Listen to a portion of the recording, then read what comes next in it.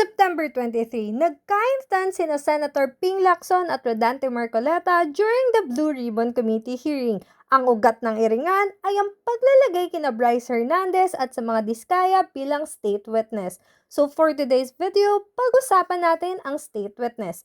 Ano nga ba ang definition ng state witness? State witness is any person who has participated in the commission of a crime and desires to be a witness for the state. Ano nga ba ang mga requisites to be a state witness? May 5 under Rule 119, Section 17 of the Rules of Court. First, there is absolute necessity for his testimony. Second, there is no other direct evidence available for the proper prosecution of the offense committed. Third, the testimony of said accused can be substantially corroborated in its material points. Fourth, said accused does not appear to be the most guilty. And fifth, said accused has not at any time been convicted of any offense involving moral turpitude. So, isa-isahin natin ngayon. Una, lubos na kinakailangan ng kanyang testimonya o salaysay. Ang ibig sabihin ng absolute necessity, tanging siya lamang ang may kaalaman tungkol sa krimen at hindi kapag ang kanyang salaysay ay basta't mapagpapatibay lamang sa ebidensyang hawak na ng taga-usig.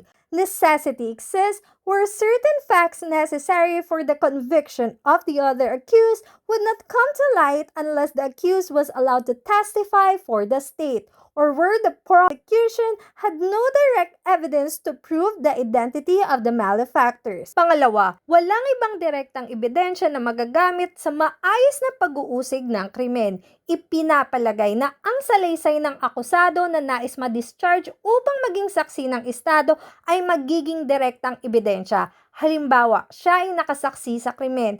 Kinakailangan na wala ng ibang direktang ebidensya maliban sa salaysay ng nasabing akusado. Pangatlo, ang salaysay ng akusado ay maaring makumpirma in its material points. Nangangailangan na makumpirma lamang sa mahalagang bahagi at hindi kinakailangan makumpirma sa lahat ng punto sa pagresolba ng mosyon para sa pagpapawalang sala upang maging saksi ng estado. Hindi inaasahan na sa simula pa lang ng paglilitis ay lubos nang malalaman ng hukom ang lahat ng maaring lumitaw sa kaso tungkol sa pagkakasangkot ng akusado. Ang exception, the uncorroborated testimony of an accused may be sufficient when it is shown to be sincere in itself, because it is given unhesitatingly and in a straightforward manner and full of details which by their nature could not have been the result of deliberate afterthought. This exception, however, applies only if the state witness is an eyewitness, since the testimony would then be direct evidence. When the state is not an eyewitness, the testimony partakes of the nature of circumstantial evidence. The rule on circumstantial evidence applies. If the testimony is uncorroborated, it does not suffice. Pang-apat, ang akusado ay hindi lumilitaw na pinakamay kasalanan or most guilty. Paano masasabi kung siya ang may pinakamay sala? Tumutukoy ito sa pinakamataas na antas na pagkakasangkot o pananagutan sa paggawa ng krimen.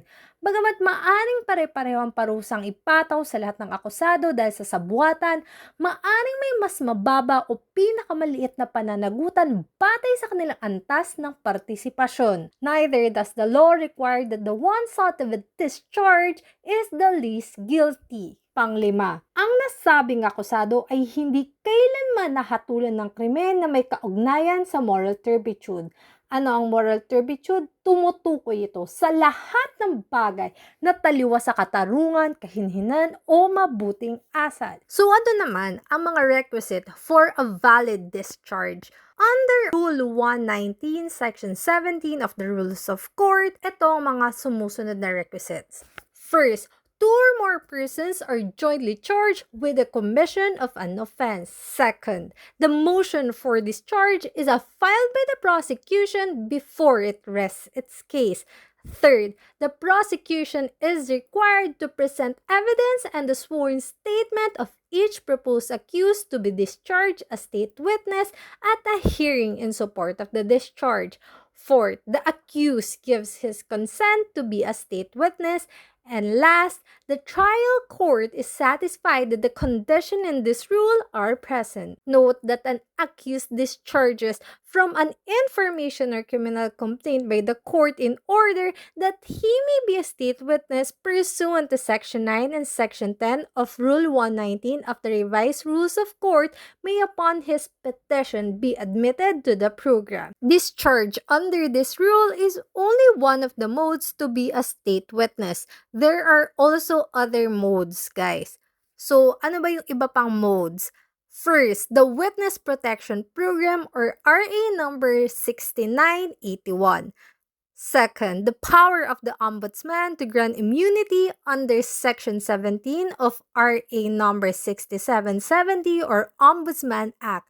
Third, immunity under Presidential Decree number 749, law granting immunity to givers of bribes in bribery cases. Fourth, the grant of immunity under Executive Order number 14-A, recovery of ill-gotten wealth by the Marcoses.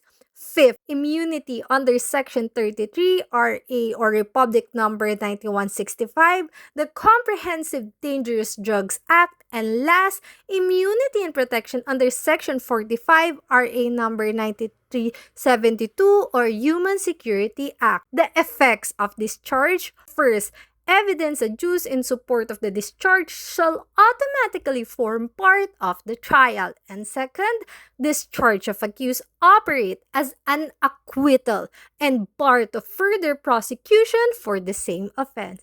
Thank you for watching, A-listers. Please like, share, and subscribe. Laters!